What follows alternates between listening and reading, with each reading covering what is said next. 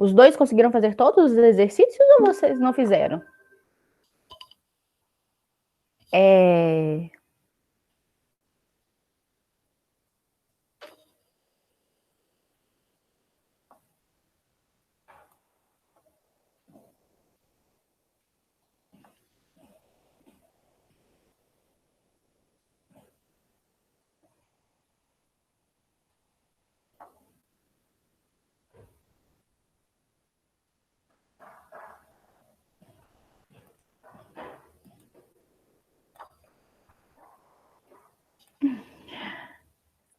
Tem certeza que não quer que eu corrija nenhum exercício?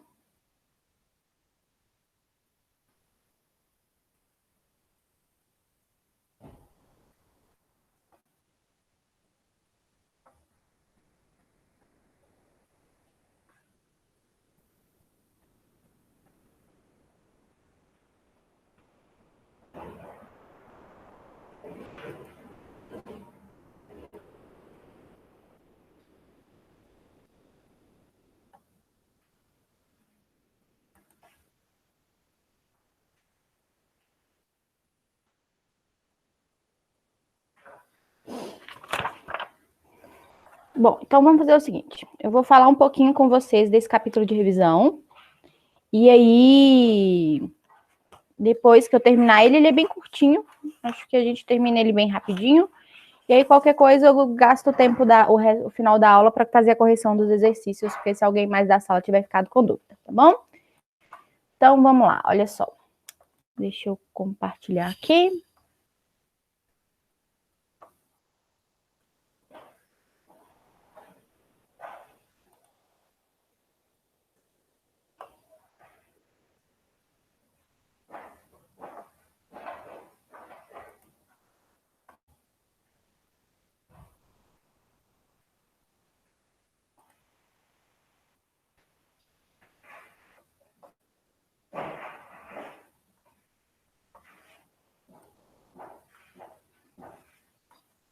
Bom, só para conferir, vocês estão vendo minha tela direitinho, pessoal?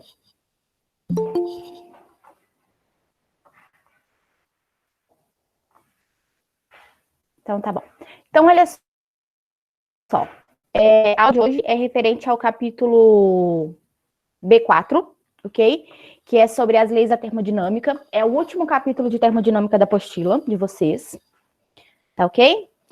E...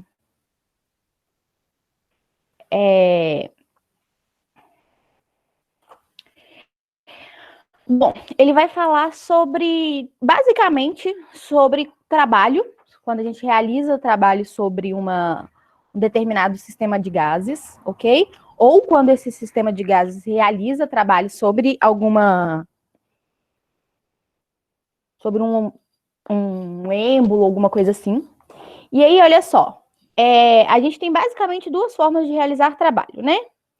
Ou quando a gente tem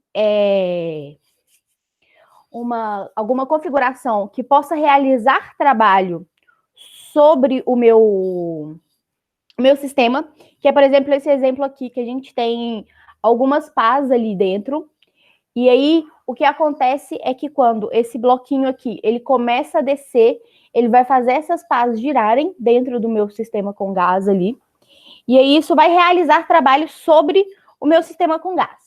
Existem, claro, exemplos muito mais simples disso, que é simplesmente a gente pensar em mexer essas pás aí com a mão, com algum motor, alguma coisa assim. Mas isso é uma forma de eu realizar trabalho sobre o meu gás, porque afinal de contas eu vou estar cedendo energia para o gás, ok? Então, olha só, o que basicamente a gente vai ter ali é transformar energia, né? Nesse exemplo que a gente está vendo aí, inclusive já teve questões de vestibular exatamente com esse exemplo, ok? O que a gente tem é que a gente está transformando a energia potencial gravitacional do bloco em energia cinética para as pás, e isso vai fazer com que eu tenha um aumento da minha energia interna do gás naquele caso ali. Mas o que a gente usa mais assim com relação a exercícios e coisas do tipo é o trabalho quando a gente tem o movimento de um êmbolo, né? que é esse exemplo que a gente tem, que a gente chama de um êmbolo móvel aqui, ok? E aí o que a gente vai ter realização de trabalho quando eu tenho uma variação nesse volume do meu gás, certo? E aí a gente consegue calcular essa variação, esse trabalho realizado sobre o meu gás nessas situações, utilizando a fórmula de pressão é igual a o trabalho vai ser igual a pressão vezes a variação do volume. Porque o que acontece? Como esse êmbolo aqui é móvel, isso significa que ele pode se movimentar ali, ele vai se movimentar justamente por causa da pressão, da variação de pressão que ocorreria, né? Então, por exemplo, nesse caso aqui, eu estou aquecendo o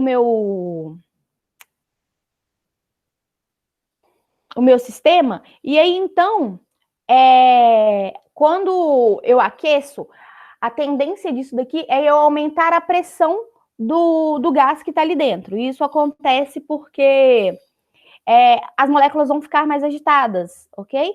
E aí, como elas ficam mais agitadas, a quantidade de colisões que vão ocorrer entre elas e com a vasilha aumenta, então eu teria um aumento de pressão. Para equilibrar esse aumento de pressão, eu tenho uma variação no volume, ok? Então, nesse tipo de caso aqui, a gente consegue calcular o trabalho realizado justamente olhando essa variação de volume que o meu gás sofre, ok? E aí a gente tem essa relação, que é o seguinte: se eu tenho um processo de expansão, ou seja, de aumento do meu volume, o meu ΔV na minha equação vai ser positivo, ok? Porque aí o volume final vai ser maior do que o meu volume inicial, e aí então isso significa que o trabalho é realizado pelo gás. E se o trabalho é realizado pelo gás, esse trabalho vai ser um trabalho positivo, ok? Agora, se eu tenho uma compressão, esse volume do meu gás aqui, ele diminui, ok? E aí, nesse caso, o trabalho está sendo realizado sobre o meu gás, ok? E o meu ΔV ali vai ser negativo. O volume final, ele é menor do que o volume inicial, então o ΔV fica negativo, e aí, então, o trabalho realizado vai ser negativo, ok? E se o processo ele é isovolumétrico, ou seja, eu não tenho variação de volume, e aí, nesse caso, o meu trabalho vai ser nulo, eu não vou ter realização de trabalho, então o meu W aqui vai ser zero, ok? E aí, a gente tem uma questão aqui, é que o trabalho vai ser... O sinal do trabalho, né, ele é invertido em relação ao sinal do calor. E aí, como a gente já tinha visto, né? Essa parte aqui é bem importante, a gente sempre. Essa análise aqui é importante, ok? Então, olha só. Se o meu trabalho ele é menor do que zero, isso significa o quê? Que eu estou realizando trabalho sobre o meu sistema, sobre o meu gás, ok? E aí, nesse caso, o meu Q vai ser maior do que zero. Porque se eu estou realizando trabalho sobre o meu gás, isso significa que eu estou cedendo calor para o meu gás. Ok? E aí, ou seja, o meu Q, ele é positivo. Agora, se o meu trabalho, ele é positivo, ele é maior do que zero, isso significa que o meu gás, ele está realizando o trabalho, então ele está diminuindo a energia interna dele. Ok? E é então por isso que o Q, nesse caso, é negativo. Então a gente tem essa inversão em relação aos dois por causa dessa questão aí. Ok? A gente tem aqui a primeira lei da termodinâmica, que fala sobre a energia interna de um corpo, ok? E aí, olha só, a gente tem a questão da energia interna do meu sistema. Então, o meu sistema ele vai sempre ter uma energia interna, ok? E que depende ali da temperatura, das características do meu gás, certo? E aí, a gente tem essas três fórmulas de calcular a energia interna. Eu, sinceramente, existem pouquíssimas questões de vestibulares e afins que já cobraram isso, ok? Essa questão aí da energia, de cálculo de energia interna. não é uma coisa comum de se cobrar. Eu mesmo não me lembro, acho que no momento aqui, de nenhuma questão assim do Enem ou afins que cobre essas equações. São equações aí, realmente que a gente praticamente não utiliza mesmo, tá? Deixa eu só conferir aqui se tem alguma questão do Enem da apostila que cobre. Realmente, nem dentre os exercícios aí da seção Enem da apostila de vocês tem cobrando isso daqui, ok? O que vocês precisam saber, gente, é que a energia interna do meu corpo, ela tá ligada aqui à temperatura do meu sistema de gás, ok? Então, se a minha temperatura aumenta, a minha energia interna vai aumentar.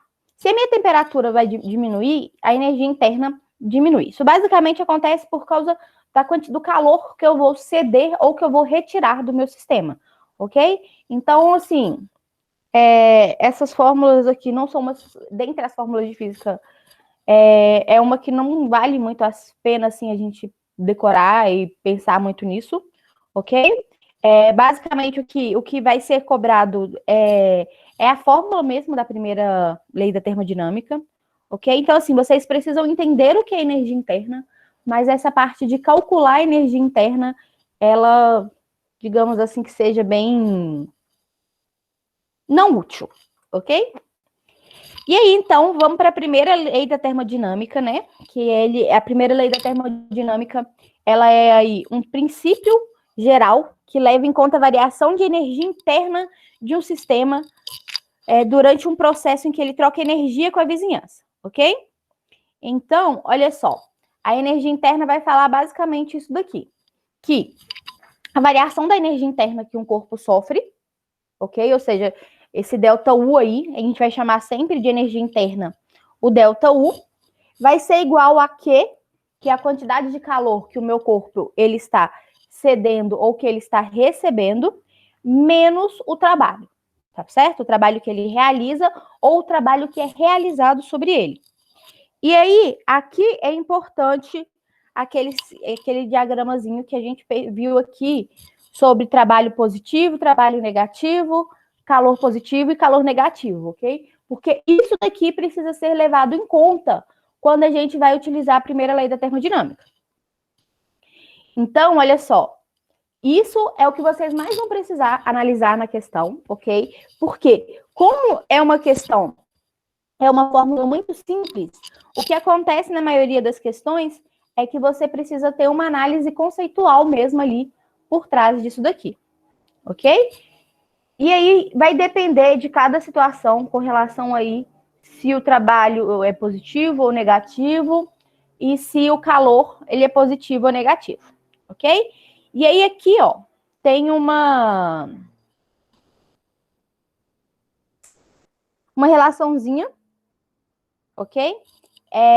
Sobre essa questão aí do trabalho. Então, ó, se o sistema ele realiza trabalho, o meu trabalho é positivo. Se o meu sistema sofre trabalho, o trabalho vai ser negativo. E se é uma transformação isovolumétrica, ou seja, sem variação de volume, o meu trabalho ele é zero, ok?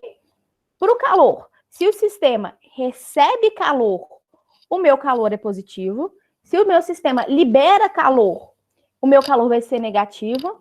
E se a transformação é adiabática, ou seja, eu não tenho troca de calor, né? Então o Q, nesse caso, vai ser zero, já que eu não tenho troca de calor com a minha vizinhança. E no meu delta U, se a minha temperatura aumenta, o meu delta U é positivo. Se a temperatura diminui, o meu delta U ele é negativo, está diminuindo. E se a transformação é isotérmica, ou seja, se não acontece alteração na temperatura, né? Minha temperatura é constante, então significa que o meu delta U é zero. E aí, gente, cuidado com isso daqui, ok? Porque aqui, olha só, essas relações são invertidas, ok? Então, ó, se o sistema realiza trabalho, o meu trabalho é positivo. Então, isso daqui às vezes confunde vocês, mas é só vocês tomarem cuidado com isso daqui, tá certo? Tá tranquilo, gente? Tá dando para acompanhar? Como é que tá?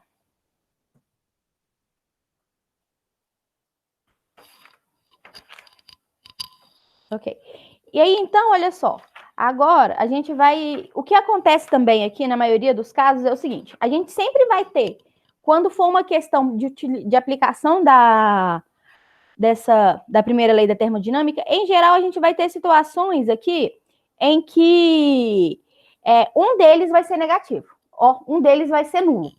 Então, olha só, nas transformações isovolumétricas, o meu trabalho vai ser nulo, ok? Ou seja, se o meu trabalho for nulo, a variação da energia interna do meu sistema vai ser igual ao calor cedido ou recebido pelo meu sistema.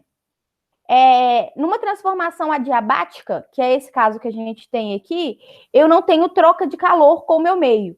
Então, se eu não tenho troca de calor, o meu Q é zero, e aí a variação da energia interna vai ser igual a menos o trabalho que é realizado ou pelo gás ou sofrido pelo gás.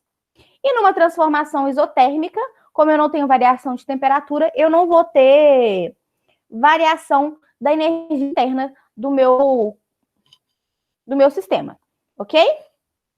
E aí esse tópico aqui vai ser basicamente para poder discutir essa transformação adiabática. E aí a transformação adiabática, ela, dentre o nome das transformações, né? Ela vai ser aí a que tem um nome um pouquinho mais diferente. Então, é a que vocês, às vezes, costumam esquecer qual é, certo? Porque aí a gente vai ter transformação isovolumétrica, isotérmica e isobárica, né? Então, a isobárica, às vezes, também dá para confundir, porque vem aí de pressão constante, mas a adiabática, gente, acontece quando eu não tenho troca de calor entre o meu sistema, entre o meu gás e o ambiente, ok?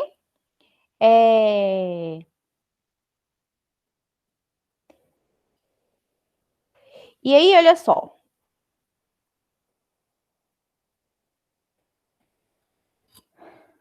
Isso, Vitor Hugo. As transformações isotérmicas, a variação da energia. Eu não tenho variação da energia interna, vai ser igual a zero. E aí, gente, cuidado com isso, ok? Quando a gente fala aqui que a variação da energia interna é zero, a gente está falando de variação. Cuidado para não confundir e achar que a energia interna do meu sistema vai ser zero, ok?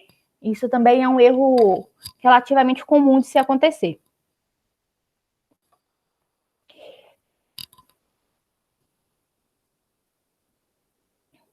E aí, olha só, uma outra coisa que é importante aqui é pensar isso daqui, ó.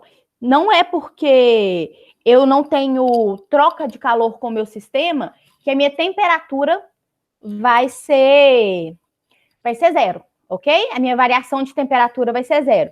Então, olha só, se a gente olhar aqui na transformação adiabática, o meu Q é zero. Então, meu delta U vai ser igual a menos o trabalho que vai ser realizado ali. Então, por exemplo, em uma situação em que o meu gás realiza trabalho, significa o quê? Que se ele está realizando trabalho, ele está gastando energia, ok? Já que se ele realiza trabalho, ele precisa gastar uma energia para realizar esse trabalho. Então, nesse caso, o meu delta U aqui, ó, vai ser negativo, ou seja, eu vou ter uma diminuição da minha energia interna, porque parte dessa energia interna vai ser gasta para realizar o trabalho, ok? Agora, se eu realizo o trabalho sobre o meu sistema, que é aquele caso lá que a gente viu, que tem a figura no início do capítulo, esse daqui, em que eu estou realizando o trabalho sobre o meu gás, ou seja, eu estou cedendo energia para o meu gás, e aí, como nesse caso, o trabalho ele vai ser menor do que zero, ou seja, ele é negativo, então significa que a minha variação da energia interna aqui vai ser positiva. Eu vou ter um aumento da minha energia interna, eu vou ter um aumento da minha temperatura, sem ter troca de calor com o meu ambiente.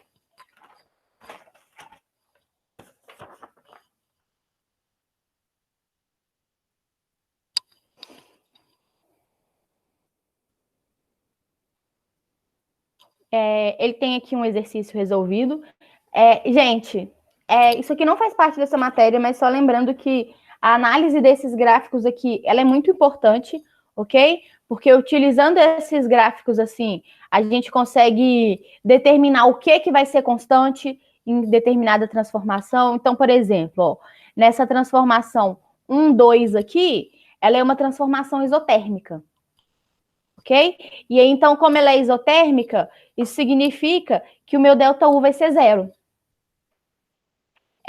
Aqui é uma transformação a pressão constante, com uma variação de volume. Então, nesse caso, eu consigo calcular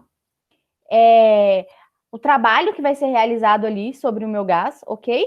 Utilizando a fórmula lá de que trabalho é igual a pressão vezes variação de volume.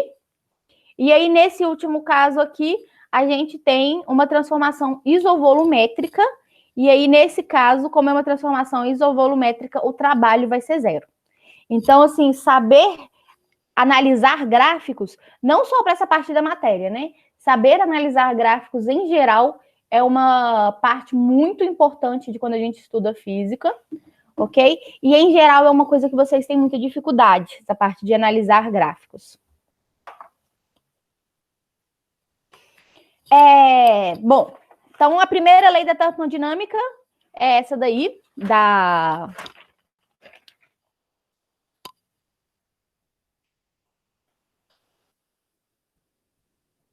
fórmula, ok? Me fugiu o nome, de que ΔU é igual a Q menos o trabalho. E aí a gente tem agora a segunda lei da termodinâmica, que a segunda lei da termodinâmica vai me falar sobre sentido de energia, né? Então a gente fala que o calor, como a gente já viu, ele vai sempre fluir da minha fonte quente para a fonte fria, ok? E aí a gente tem a utilização disso daí quando a gente vai falar de motor térmico, de máquinas térmicas. Quando a gente fala de máquinas térmicas, a gente vai falar exatamente dessa questão de eu aproveitar essa energia que está fluindo entre os meus corpos, né? Devido a essa diferença de temperatura aí. Então, eu aproveito essa energia para poder realizar trabalho, ok? Então, eu vou ter sempre aqui o que a gente chama de fonte quente e uma fonte fria. Porque aí o que acontece? Como eu vou ter duas regiões, uma em que a temperatura é maior do que a outra, isso significa que eu vou ter um fluxo de energia ali, indo da fonte quente para a fonte fria. E aí, como eu tenho esse fluxo de energia, eu consigo aproveitar parte desse fluxo de energia para realizar trabalho aqui. Então, isso é o que acontece em basicamente todas as máquinas térmicas, ok? Acontece motor de carro, de automóveis em geral, locomotiva, dentre outros aí. Então, basicamente, o que a gente vai ter é sempre isso daqui. Energia fluindo, né?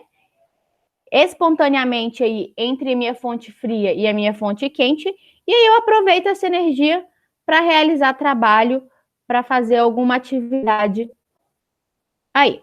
E aí, a primeira lei da termodinâmica fala o seguinte, que não vai existir um motor, desculpa, a segunda lei da termodinâmica, que não existe um motor térmico cíclico cujo único resultado seja a absorção de calor de uma fonte e a conversão integral desse calor em trabalho. Bom, o que a primeira lei da termodinâmica me fala, gente, é que eu não consigo pegar todo esse calor, toda essa energia que está saindo da minha fonte quente e realizar trabalho com ela, ok? Eu vou sempre precisar ter aqui uma quantidade de energia que é descartada para minha fonte fria. Porque se eu pegasse toda essa energia e realizasse trabalho aqui, eu não teria esse fluxo de energia acontecendo.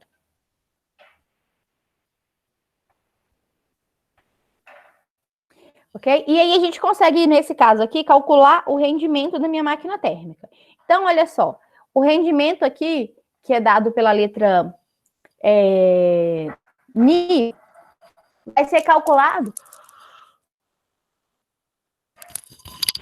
dividindo o trabalho que eu realizo, dividido pela quantidade de calor que sai da minha fonte quente, ok? E aí, o que acontece é que esse rendimento ele vai ser sempre menor do que 1, justamente porque esse rendimento vai ser sempre menor do que 100%, ok? Bom, uma outra aplicação que a gente tem aqui da segunda lei da termodinâmica é a questão dos refrigeradores. O refrigerador, gente, ele faz o contrário do que uma máquina térmica faz. Nesse caso, o que vai acontecer é que eu preciso retirar calor da minha fonte fria e jogar esse calor para a minha fonte quente, ok? E para fazer isso, o que acontece é que eu realizo o trabalho sobre o meu sistema. Então, por exemplo, aqui, o exemplo mais básico que a gente tem é justamente a geladeira da nossa casa, ok? Ela vai tirar calor da minha fonte fria, que é a parte de dentro da geladeira. Então, vamos supor que eu acabei de colocar um objeto, alguma panela lá dentro, que está numa temperatura maior do que o interior da minha geladeira. E aí, o que vai acontecer é que eu vou pegar esse calor da fonte fria e retirar ele dali para jogar para minha fonte quente. Então, se vocês sempre a gente consegue observar o quê? Que as laterais da geladeira ou a parte de trás da minha geladeira vai estar sempre uma temperatura maior, vai estar sempre quente. Justamente por causa dessa questão aí de que eu estou retirando o calor ali de dentro e para isso eu preciso realizar trabalho, ou seja, eu preciso de um motor ali realizando o trabalho e jogando esse calor para minha fonte quente, que é o meu ambiente ali, ok? E aí, a gente tem também aqui, para os refrigeradores, o equivalente, né, lá, que a gente tem dos motores térmicos, que é o seguinte, que não existe um refrigerador térmico cíclico, cujo único resultado seja a transferência de calor de um corpo para outro a temperatura maior. E isso daqui vem do fato de que o calor, gente, ele vai sempre fluir espontaneamente da fonte quente para a fonte fria. Eu não consigo fazer esse processo aqui inverso de forma espontânea, ok? E aí, por último, para terminar esse capítulozinho, a gente tem aqui o que a gente chama de ciclo de Carnot, ok? O ciclo de Carnot, ele foi um ciclo idealizado por Carnot, que fala sobre seria uma máquina térmica perfeita, ok? Seria a melhor máquina térmica que eu poderia construir utilizando aí essa segunda lei da termodinâmica. Então, sempre que a gente tiver exercícios que falem sobre isso daqui, eu estou falando de uma máquina térmica ideal, ou seja, uma máquina térmica que não perca energia para nenhuma outra forma. Por exemplo, que não tenha atrito e coisas assim, ok? E aí o ciclo de Carnot, gente, ele vai funcionar aqui como duas transformações isotérmicas, ok? E duas transformações adiabáticas, ou seja, duas transformações a temperatura constante e duas transformações em que eu não tenho troca de calor com a minha vizinhança, tá certo? E para calcular o rendimento de uma máquina térmica, a gente utiliza a relação aí entre a temperatura que a gente tem entre a fonte fria e a minha fonte quente. E aí isso me mostra o seguinte, que quanto maior for a diferença de temperatura entre a minha fonte quente e a minha fonte fria, maior vai ser o rendimento, melhor vai ser o rendimento da minha máquina térmica, ok? Já que aí, quanto maior for essa variação de temperatura, maior vai ser a quantidade de energia que está sendo transportada de um corpo para o outro, ok? E aí, bom, com isso, a gente termina esse capítulo, né? Essa revisão aí desse capítulo sobre as leis da termodinâmica. E aí a gente encerra com isso também, gente, a parte de termodinâmica da apostila. Ok? E aí a gente vai começar a estudar aí essa semana, né? A gente vai falar sobre os fundamentos da ótica geométrica. E na terça-feira da semana que vem, a gente vai falar sobre reflexão da luz e espelhos. Bom, só para poder falar com vocês, vocês passem esse recado para o resto da turma primeiro, né? Deixa eu voltar aqui. Alguma dúvida sobre esse capítulo, pessoal? Deu para entender direitinho aí esse capítulo? Alguma dúvida, alguma pergunta?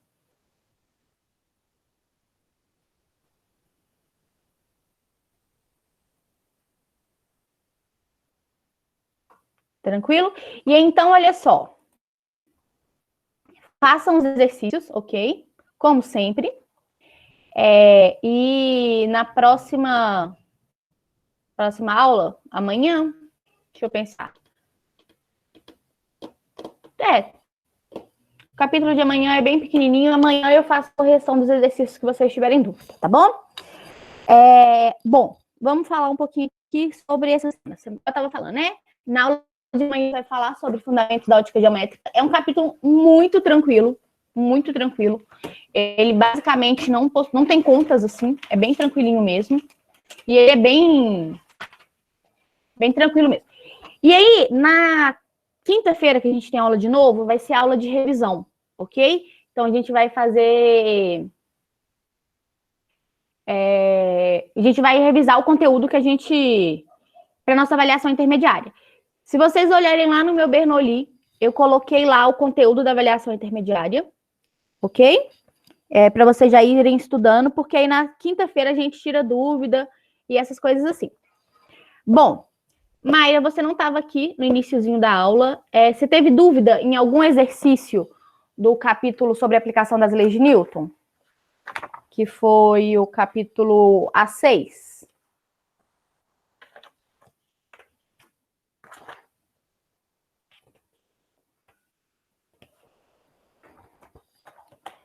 Nenhuma dúvida?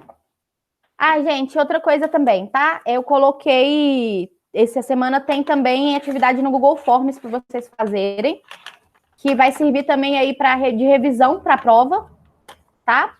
Que é uma atividade sobre leis de Newton e sobre a aplicação das leis de Newton.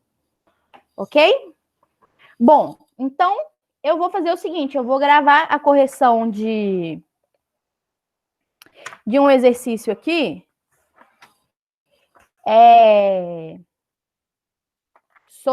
Que fala sobre decomposição de vetor, porque isso normalmente é uma coisa que acaba confundindo muito aí o pessoal, tá? Eu vou fazer a correção, então, estou escolhendo aqui o exercício, do exercício 6 dos exercícios propostos.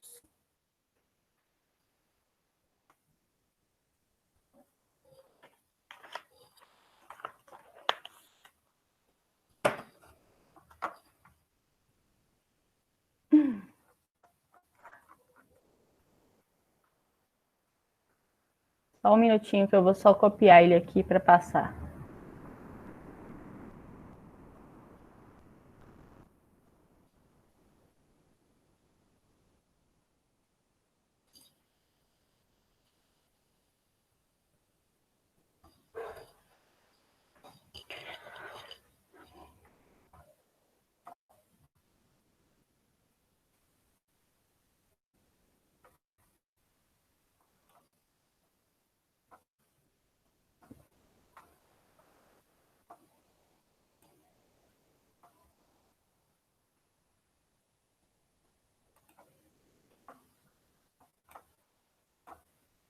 Pronto.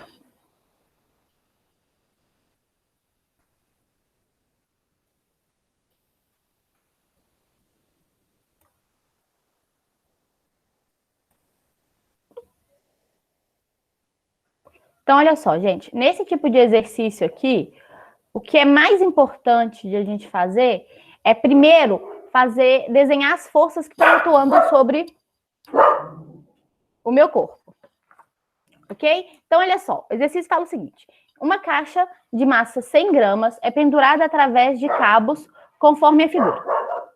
Considerando G igual a 10 metros por segundo ao quadrado, seno de 30 igual a 0,5 e cosseno de 30, 0,87, é correto afirmar que a tração no cabo horizontal em newtons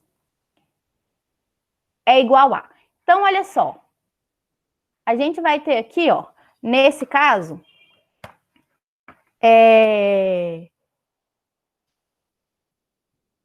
o peso do meu bloco, ok? Vou ter aqui tensão ou tração, ok? Vou ter a tensão aqui e a minha tensão aqui, ok? E aí, olha só. Tensão 1, tensão 2. Vou chamar isso daqui só de tensão, porque senão vai ficar muita coisa para escrever. Tensão e aqui tensão linha. O que acontece nesse caso aqui, pessoal, é que eu preciso fazer uma decomposição dessa força aqui, dessa tensão, já que ela está inclinada em relação à outra, né? Se a gente pensar aqui em um plano cartesiano, nessa posição aqui. E aí eu vou ter o seguinte, vou ter minha componente aqui.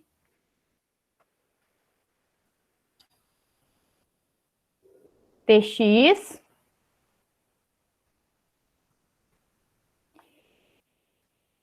Desculpa, Ty.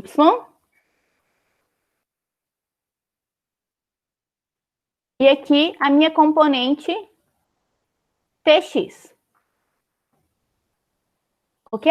E aí, como esse sistema está em equilíbrio, o que acontece aqui é o quê? Que o meu Ty é igual ao peso e o meu Tx vai ser igual ao T', que é o que o exercício quer, né? Já que ele quer a tração no cabo horizontal, ou seja, ele quer o meu T'. E aí, olha só, se a gente pensar aqui, ó, esse ângulo é de 30 graus, ok? E aí, esse ângulo aqui, ó, ele vai ser também de 30 graus, ok? Já que a gente tem aqui duas retas paralelas, né? Sendo cortadas por uma transversal. Então, esses dois ângulos aqui é o que a gente chama lá de alternos internos, aquela coisa toda da matemática. E aí, então, significa que esse ângulo aqui também é de 30 graus. E aí, olha só, usando trigonometria, a gente vai ter aqui que o meu Tx é T, né, que é a minha força T, cosseno de 30. Então, Tx é igual a T cosseno de 30 graus. E o meu Ty vai ser igual a T seno de 30 graus. Ok? E aí, então, olha só.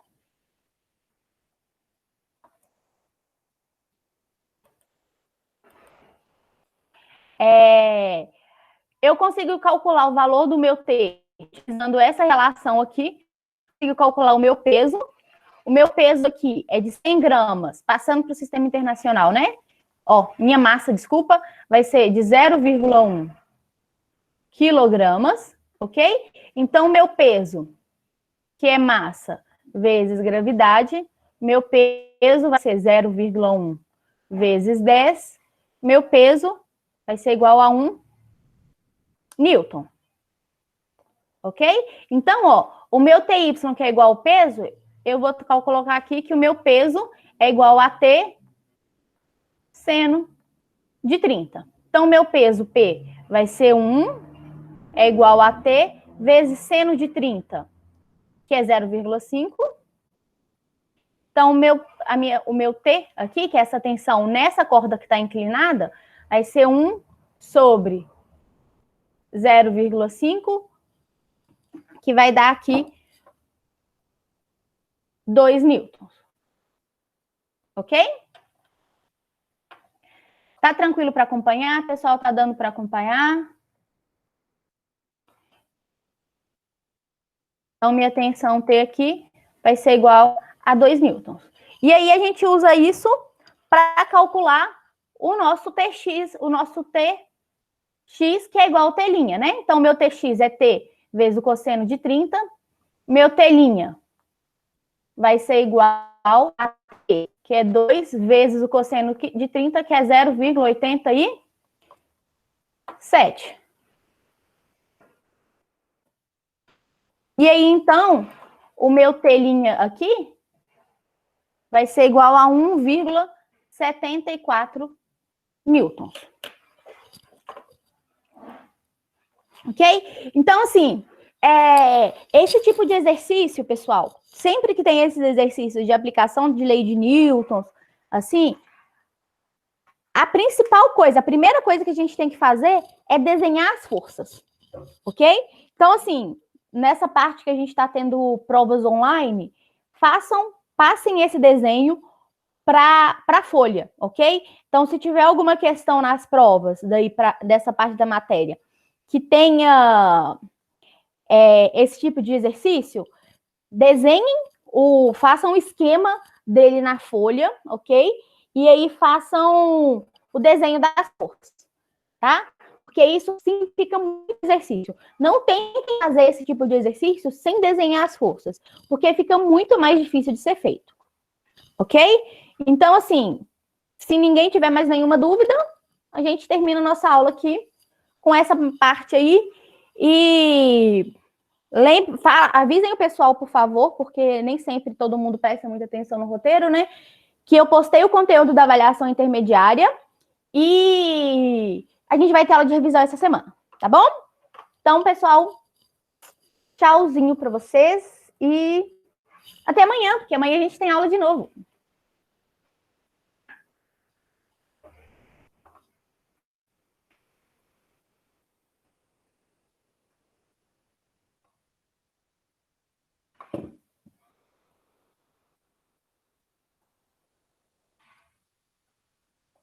Pode sim, Júlia. Me manda lá que eu faço a correção e te envio, tá bom? Só me fala. Pode até me falar qual que é o exercício. Que aí fica mais fácil. É da apostila? Porque se for da apostila, você já me fala aqui. Se não for, pode mandar por e-mail mesmo qual que é o exercício.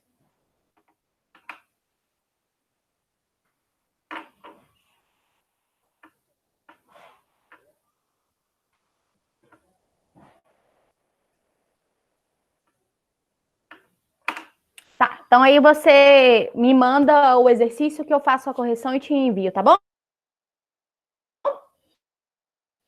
Tchauzinho.